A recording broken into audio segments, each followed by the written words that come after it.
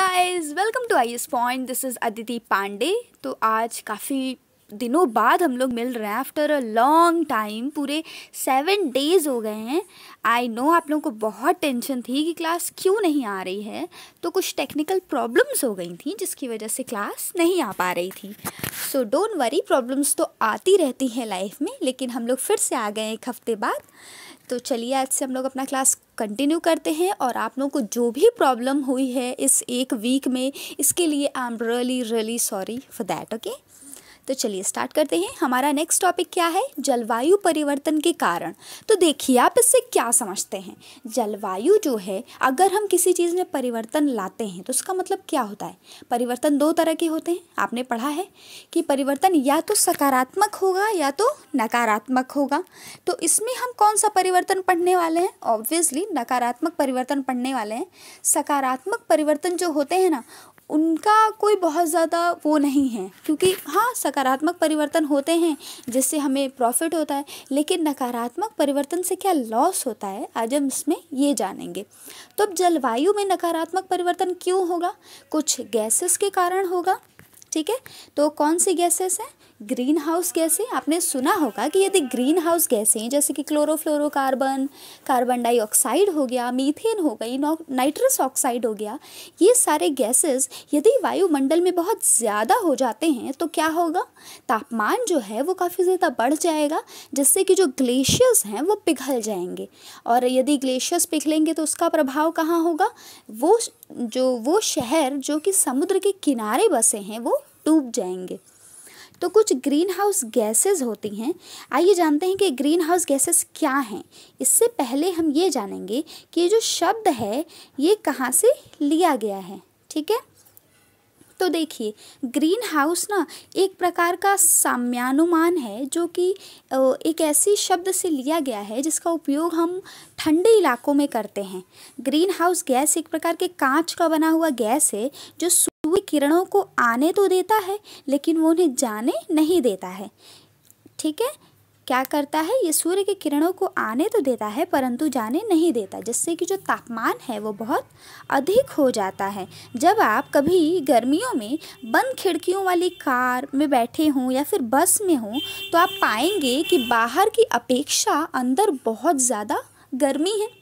जब मान लीजिए आप अपने घर को कभी लॉक करके चले गए, ठीक है, जून का महीना है, आप कहीं गए हैं, नानी के घर गए हैं, ठीक है, तो आप अगर 2-3 दिन बाद आते हैं और अपना घर खोलते हैं ना तो वो घर ठंडा नहीं होगा, आप पाएंगे कि वो घर गर्म है, अगर आपने चारों ओर से उसे बंद कर दिया था तो इसी तरीके से अगर उसमें बहुत सारी कांच की खिड़कियाँ हो तो। ठीक है, तो ग्रीन हाउस गैसेस कौन कौन सी होती हैं? पहला तो है आपका क्लोरोफ्लोरोकार्बन, फिर मीथेन है, फिर कार्बन डाइऑक्साइड है तथा नाइट्रस ऑक्साइड है, फिर कार्बन मोनोऑक्साइड है।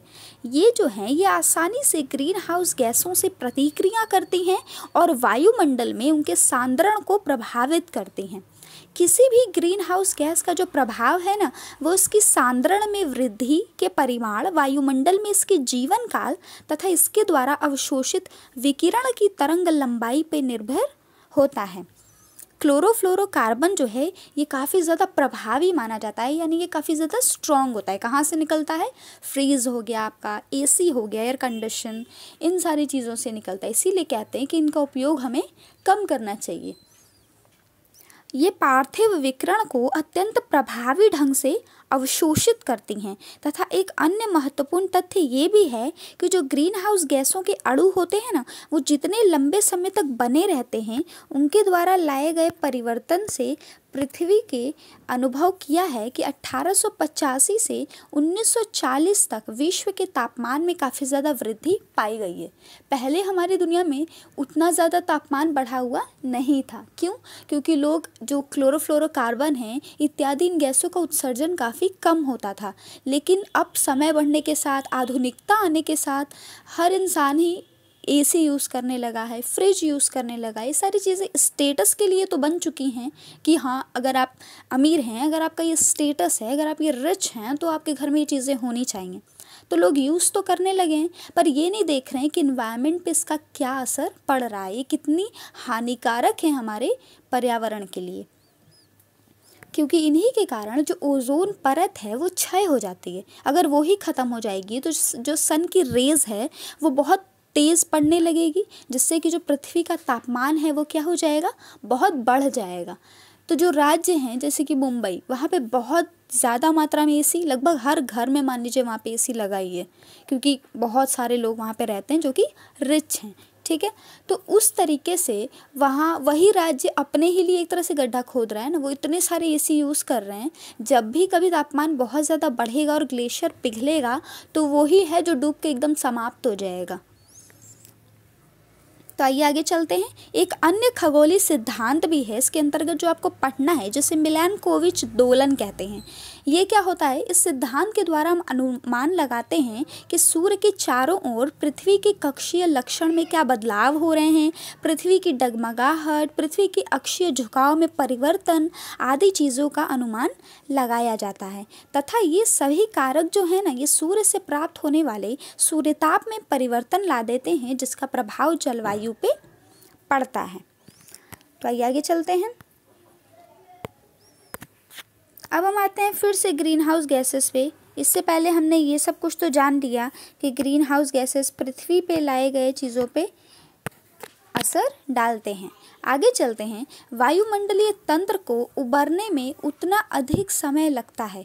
वायुमंडल में उपस्थित जो ग्रीन हाउस गैसें होती हैं, इनमें सबसे अधिक सांद्रण कौन सा होता है, कार्बन डाइऑक्साइड। ये याद रखिएगा, ये एक नंबर का प्रश्न हो सकता है आप लोगों के लिए कि वायुमंडल में उपस्थित जो गैसें हैं ग्रीन हाउस हावी कौन है, क्लोरोफ्लोरोकार्बन, जो कि आपने इससे पहले पढ़ा।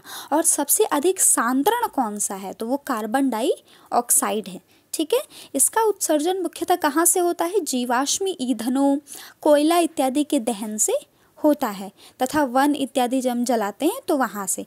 वन अपनी वृद्धि के लिए CO2 का उपयोग करते हैं, अतः भूमि उपयोग में परिवर्तन के कारण की गई जंगलों की कटाई भी CO2 की मात्रा को बढ़ाती है। अपने स्रोतों में हुए परिवर्तनों में सामंजस्य करने के लिए CO2 को 20 से 50 वर्ष लग जाते हैं। यह लगभग 0.5 की वार्षिक दर से बढ़ रही है।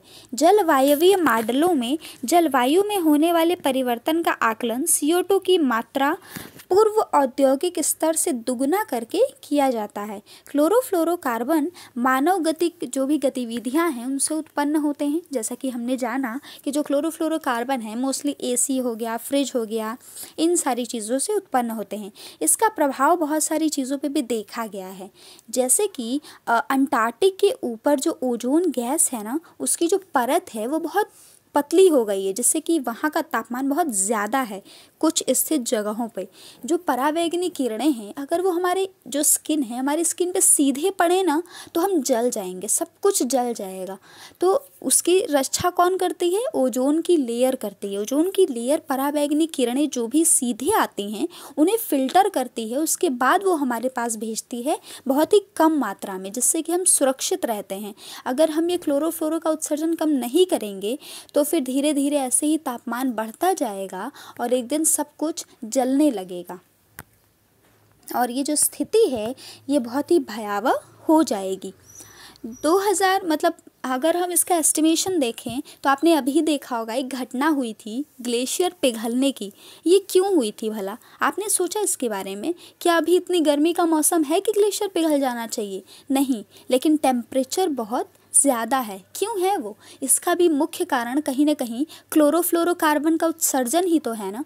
हमें इसे कंट्रोल करने के लिए कुछ तो करना ही चाहिए। मैं ये नहीं कहूँगी कि फ्रिज और AC एकदम बंद ही कर दीजिए, बहुत से लोगों की ज़रूरत बन चुकी है ये, तो आपको यूज़ करना चाहिए।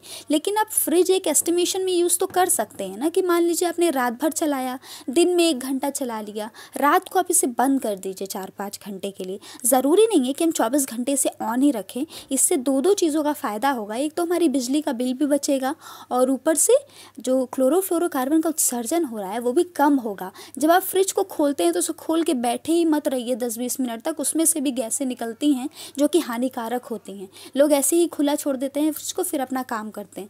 कोशिश कीजिए कि थोड़ी देर के लिए फ्रिज खोला जाए, तुरंत अपना काम कर लिया जाए। तो इन चीज़ों का आप ध्यान रखिए। अगर आप पढ़ रहे हैं तो उस ज्ञान को अपनी आदतों में लाइए, क्योंकि जब तक हम ज्ञान को अपनी आदतों में नहीं लाते, अपने व्यवहार में नहीं लाते हैं, तब तक हम एक शिक्षित व्यक्ति नहीं कहलाते हैं। इसी के साथ हम अपना आज का ये टॉपिक ख़त्म करते हैं। ये लेसन भी ख़त्म हो चुका है। कल से हम न्यू लेसन, न्यू चैप्टर के स्टार्ट करेंगे। अगर आपको वीडियो अच्छी लगी हो तो प्लीज़ इसे लाइक कीजिएगा and thank you so much for watching. अगले वीडियो के लिए हमारे चैनल को अगर आपने सब्सक्राइब नहीं किया है तो सब्सक्राइब कीजिए और यूँ ही देखते रहिए। Thank you so much.